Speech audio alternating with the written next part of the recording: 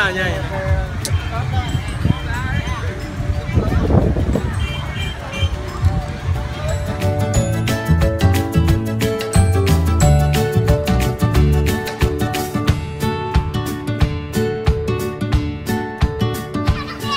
ต้นหักเสี่ยวนะนี่เสี่ยวอย่างสุดใจเสี่ยวที่ตายอย่างสุดใจนี่แหละเอ้ยมันโลภมันอะไรเลยท่าน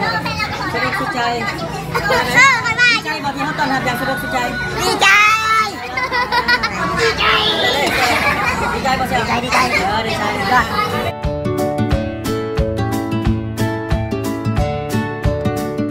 เย็นไหมบุ๊คที่หักมึงอ่ะเย็นไหมแรงสุดใจเลยจบเลย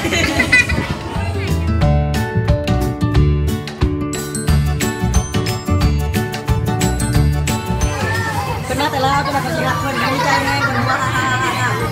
เดี๋ยวได้ตอนทำเดียวนะถ่ายเนาะถ่ายจังหน่อยเนาะถ่ายเนาะ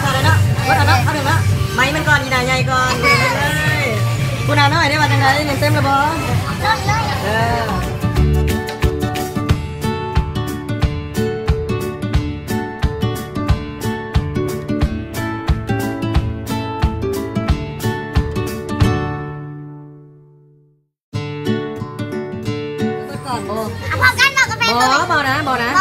บ่มันไปตามระเบียบไม่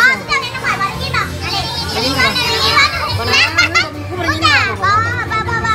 เต็มเลยไม่เอานะจ๊ะบ่เต็มเต็มมันเป็นอย่างสุดสุดใจ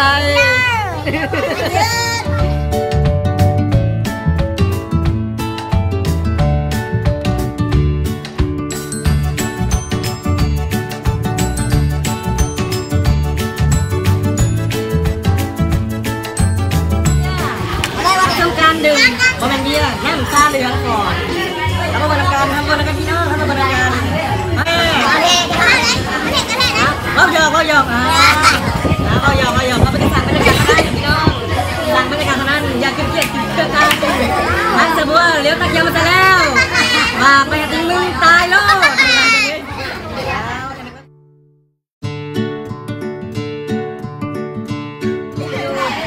กินเข้าไปกินแทนพี่น้องแฟนคนแทนแฟนที่ต้นแฟนก็เลยกินแทนแต่ขันไม่อยู่ได้ความสุขใจเงินแบบแฟนกินแทนนะขณะนี้แฟนแล้วไอ้จะมาจบแล้วไม่อยากม้วนพี่น้อง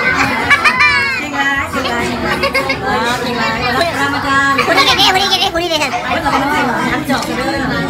ว่านายังมีหนาว